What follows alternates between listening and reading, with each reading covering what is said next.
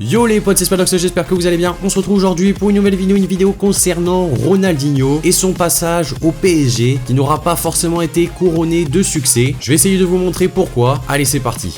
Comme vous le savez tous, Ronaldinho est un immense joueur, il a clairement marqué l'histoire du football via notamment sa technique juste incroyable. C'était un joueur qui était tellement à l'aise avec le ballon, il pouvait faire ce qu'il voulait avec des clubs où il a vraiment explosé comme le Paris Saint-Germain et le FC Barcelone. On va se concentrer essentiellement aujourd'hui avec le Paris Saint-Germain puisqu'il y a un ancien joueur du PSG, donc de l'époque du Brésilien, qui a révélé que Ronaldinho n'était pas vraiment très apprécié à l'intérieur du vestiaire et il s'agit de Jérôme Leroy, un joueur français qui a évolué au PSG de 2001 à 2003 et ses déclarations ont réellement étonné bon nombre de fans. Il a donc raconté que Ronaldinho ne s'entraînait jamais et il apparaissait dans les locaux le vendredi pour jouer le samedi. Il était comme ça, Ronaldinho. Il a même rajouté qu'il pensait qu'il voulait faire comme Romario, qui était un joueur qui faisait la fête à peu près tous les soirs. Jérôme Leroy a également indiqué que le matin il venait avec des lunettes de soleil et il se changeait assez rapidement pour aller directement dormir sur les tables de massage pendant que ses coéquipiers eux étaient en train de s'entraîner. Donc c'est quand même une attitude qui laisse un petit peu perplexe puisque c'est vrai que ça c'est le genre de choses qu'on connaît pas forcément. Nous on connaît plutôt le joueur qui évolue sur le terrain, qui est également très performant. Donc ça c'est des révélations assez choquantes mais qui permettent également de se faire une idée un peu sur le joueur. Et Ronaldinho a vraiment été un casse-tête pour les dirigeants du PSG. C'était un joueur très compliqué à gérer puisque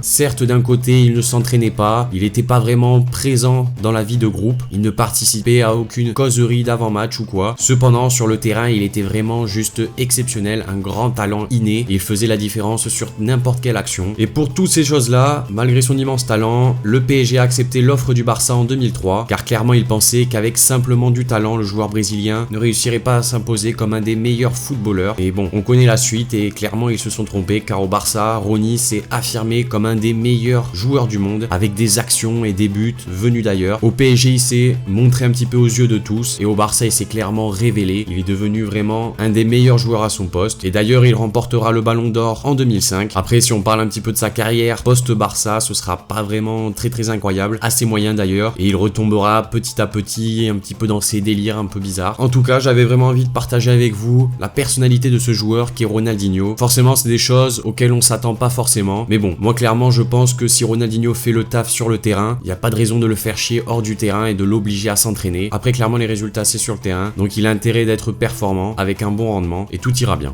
Donc voilà les amis, cette vidéo concernant Ronaldinho et son passage au Paris Saint-Germain est maintenant terminée. N'hésitez pas à me dire dans les commentaires ce que vous en avez pensé de cette vidéo. Également votre avis concernant le comportement de Ronaldinho à Paris. N'hésitez pas à me dire tout ça dans les commentaires. Lâchez le like si la vidéo vous a plu. Abonnez-vous si c'est pas déjà fait. Moi je vous dis à la prochaine pour une nouvelle vidéo. C'était Spanox. Allez, salut tout le monde.